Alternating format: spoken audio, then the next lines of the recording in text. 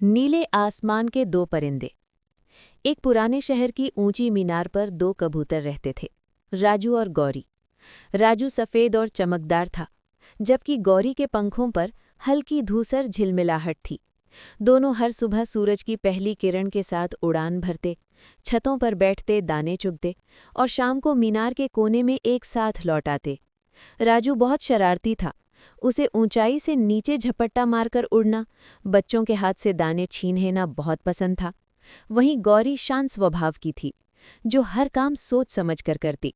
लेकिन दोनों एक दूसरे के बिना अधूरे थे, जैसे हवा बिना खुशबू के या बादल बिना बरसात के।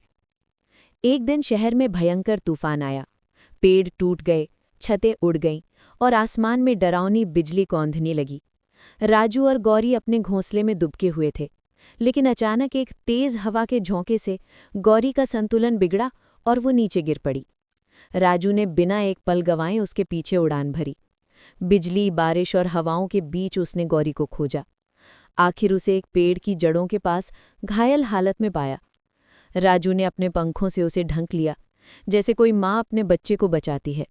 रात भर वो वहीं उसके पास रहा, उसे गर्मी देता रहा और सुबह होने तक जागता रहा। सुबह जब सूरज निकला तो गौरी की आंखें धीरे धीरे खुली।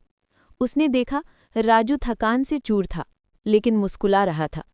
उस पल गौरी ने महसूस किया कि सच्चा प्यार वो नहीं जो बस साथ उड़ता है, बल्कि वो है जो गिरने पर थाम लेता है।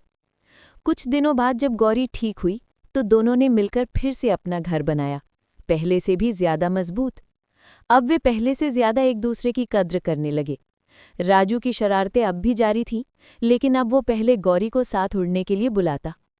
एक शाम जब सूरज डूब रहा था तो दोनों मीनार की चोटी पर बैठे आसमान को देख रहे थे। गौरी ने धीरे से कहा, राजू, अगर कभी मैं उड़ ना सकी तो? राजू मुस्कुराया, तो मैं तुम्हारे लिए उड़ना छोड़ दूंगा, क्योंकि उड़ान से ज्यादा खूबसूरत तो तुम्हारा साथ है। गौरी की आंखों में आंसू आ गए, खुशी के, प्यार के।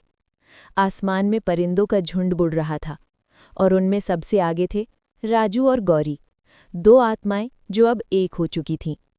कहते हैं आज भी जब शाम को मीनार के पास दो कबूतर एक साथ उड़ते दिखते हैं तो लोग कहते हैं, देखो राजू और गौरी फिर आ गए अपनी मोहब्बत की कहानी सुनाने।